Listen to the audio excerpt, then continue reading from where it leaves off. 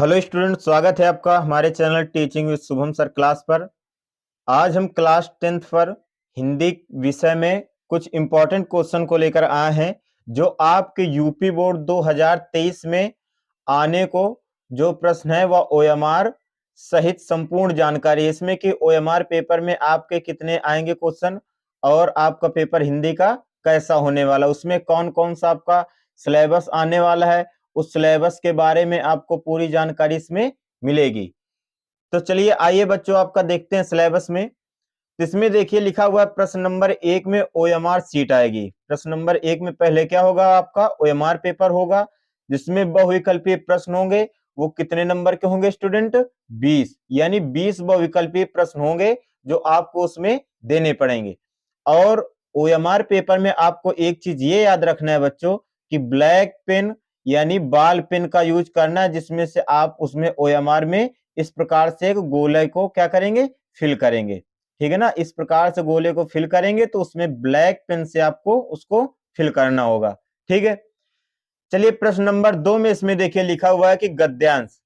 आपके हिंदी पाठ पुस्तक में जो भी गद्यांश होगा उस गद्यांश के बारे में आपको लिखना है कि पैसेज में आपका जो गद्यांश आएगा उसमें देखिए आपका ये पहला लेसन लिखा हुआ मित्रता और आपका ये तीसरा लेसन कौन सा है, भारतीय संस्कृति। पहले लेसन मित्रता के आपके लेखक हैं आचार्य रामचंद्र शुक्ल तथा इस भारतीय संस्कृत के आपके लेखक कौन है, डॉक्टर राजेंद्र प्रसाद। तो आपको इसके विषय में आपका गद्यांश बहुत ही वेरी मोस्ट इंपॉर्टेंट है क्वेश्चन। इसमें से आपको सिर्फ इतना पढ़ लेना, मित्रता के गद्यांश जितने हों और भारतीय संस्कृत के जितने भी गद्यांश यानी पैसेज दिए हों उतने आप पढ़ लेना। इन दोनों लेसन में से आपको एक ना एक गद्यांश बोर्ड पेपर में मिलने वाला है। ठीक है बच्चों, चलिए अपना अगला क्वेश्चन देखते हैं। अगले में लिखा हुआ है प्रश्न नंबर 3 में पद्यांश। क्या लिखा हुआ है प्रश्न नंबर 3 में? पद्यांश। पद्यांश में आपका पद दिया होगा। पद आपकी रचना है यानी जिसको काव्य में बोलते हैं, पद किसने लिखा है, सूरदास जी ने।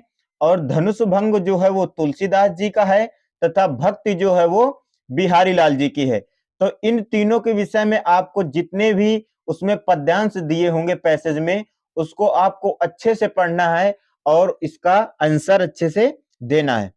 देखिए स्टूडेंट अपना अब अगला क्वेश्चन देखते हैं इसमें कि अगला क्वेश्चन हमारा क्या है। अगले क्वेश्चन में देखते हैं स्टूडेंट लिखा हुआ है प्रश्न नंबर 4 में कि गद्यांश में जीवन परिचय। गद्यांश में जो आपका जीवन परिचय आएगा ये आपके स्टूडेंट दो बहुत ही वेरी मोस्ट इंपॉर्टेंट रखे हमने जीवन परिचय। इनको आप अगर याद कर लेंगे तो एक ना एक आपके बोर्ड परीक्षा में मिलने वाला है। ठीक है, एक आपका देखिए लिखा हुआ है फर्स्ट नंबर में आचार्य रामचंद्र शुक्ल जी का और दूसरा आपका लिखा हुआ डॉक्टर राजेंद्र प्रसाद जी का। ठीक है स्टूडेंट, तो ये आपके गद्यांश में जीवन परिचय है बोर्ड में आने वाले हैं। दो में से एक आपको तो मिलना ही एकदम 100% मिलेगा बोर्ड में। ठीक है, अगला देखते हैं इसमें प्रश्न नंबर 5 में कि पद्यांश में जीवन परिचय। पद्यांश में आपको जीवन परिचय देना है। एक देखिए इधर लिखा हुआ सूरदास जी पर, किस पर है, सूरदास जी। दूसरा है आपका बिहारी लाल जी पर और तीसरा है आपका सुमित्रा नंदन पंत। ये आप अगर इन तीन जीवन परिचय को आप अगर पढ़ लेते हैं, इनकी अच्छे से रचनाएं पढ़ लेना है। ठीक है स्टूडेंट, तो ये आपको 100% बोर्ड में मिलेंगे। एक ना एक तो इन दोनों में से गद्यांश में भी एक मिलेगा और पद्यांश में भी जीवन परिचय एक मिलने वाला है। ठीक है, अगला क्वेश्चन देखते हैं कि आपका बोर्ड में क्या आएगा। अगला क्वेश्चन आएगा प्रश्न नंबर 6 में कि अनिवार्य संस्कृत के, किसके स्टूडेंट, अनिवार्य संस्कृत के गद्यांश का हिंदी अनुवाद कीजिए। यानी जो कहानी लिखी होगी संस्कृत में उसमें से आपको क्या देना होगा, हिंदी अनुवाद उसका करना होगा बकायदा, किसके सहित, संकेत और संदर्भ लिखकर देना होगा। ठीक है, तो ये तो आप लोग जानते होंगे स्टूडेंट कि संदर्भ और संकेत किस प्रकार से लिखे जाते हैं। चलिए आशा है कि आप संदर्भ लिख लेते होंगे। इसमें प्रश्न नंबर 7 में देखिए लिखा हुआ है कि अनिवार्य संस्कृत के पद्यांश का हिंदी अनुवाद कीजिए। तो अनिवार्य संस्कृत के पद्यांश में, अनिवार्य संस्कृत के पद्यांश में क्या होगा बच्चों कि पद्यांश में जो आपके लिखे होते हैं, जैसे लिखा हो, जैसे आ जाए सर्वे भवन्तु सुखिनः सर्वे सन्तु निरामया सर्वे भद्राणि पश्यन्तु मा कश्चित् दुःख भाग् भवेत्। तो इस तरह का अगर आ जाएगा तो आपको इसमें संदर्भ सहित इसकी व्याख्या करनी होगी पद्यांश में।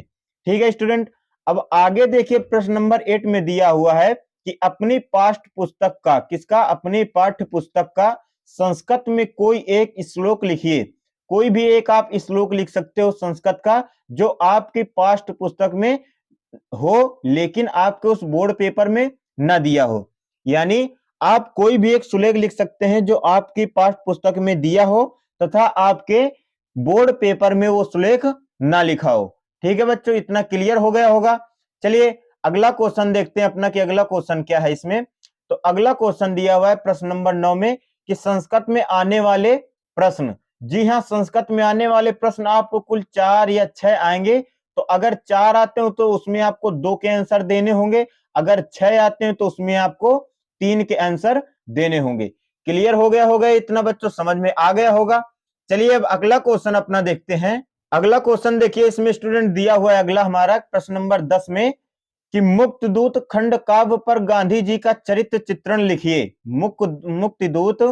मुक्तिदूत खंड काव्य पर गांधी जी का चरित्र चित्रण लिखिए। आपका देखिए जो ये सेक्टर वाइज यानी अपने अपने डिस्ट्रिक्ट वाइज होता है, तो अपना फतेहपुर में ये आएगा मुक्तिदूत खंड काव्य। इसमें गांधी जी का चरित्र चित्रण पूछा जाता है क्लास 10th में।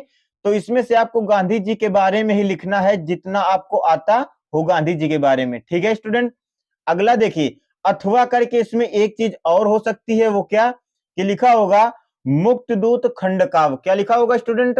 मुक्तिदूत खंड काव्य के प्रथम सर्ग कामा तृतीय सर्ग कामा पंचम सर्ग का उल्लेख कीजिए। आपसे देखिए सर्ग जो हमने लिखे तो इनमें से आपसे शायद एक ही सर्ग के बारे में पूछे या इसमें से 2 सर्ग के बारे में भी पूछ सकता है। इसमें से शायद आपको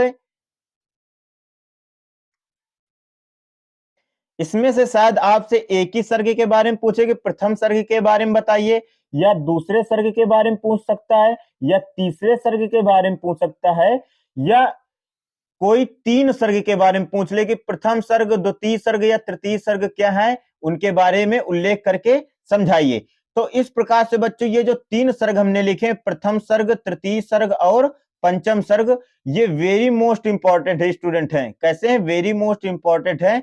ये 100% बोर्ड में आने वाले हैं क्योंकि कई बार ये यूपी बोर्ड में पूछे जा चुके हैं क्वेश्चन। कहां पर पूछे जा चुके हैं स्टूडेंट? यूपी बोर्ड में कई बार पूछे जा चुके हैं प्रथम सर्ग, तृतीय सर्ग और पंचम सर्ग। तो इनके बारे में अच्छे से आपको लर्न करना है। ठीक है, चलिए अपना इसमें लास्ट क्वेश्चन पढ़ते हैं कि लास्ट क्या है आपका। लास्ट है इसमें प्रश्न नंबर 11 में किसी एक पर आपको निबंध लिखना है। ठीक है, किसी एक पर आपको निबंध लिखना है।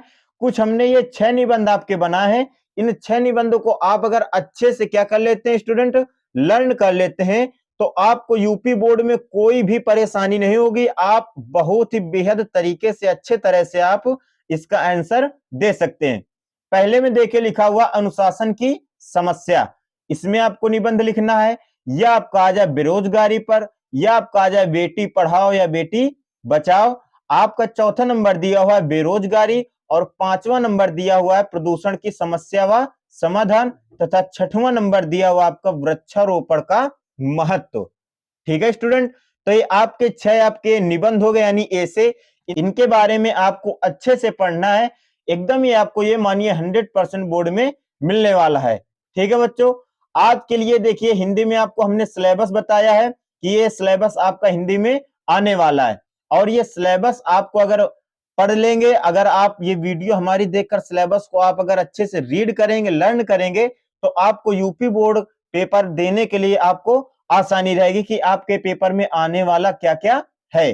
ठीक है स्टूडेंट, तो आज के लिए बस इतना ही। यदि आप हमारे चैनल पर नए हैं तो आप हमारे चैनल को ज्यादा से ज्यादा सब्सक्राइब एंड लाइक करें। धन्यवाद।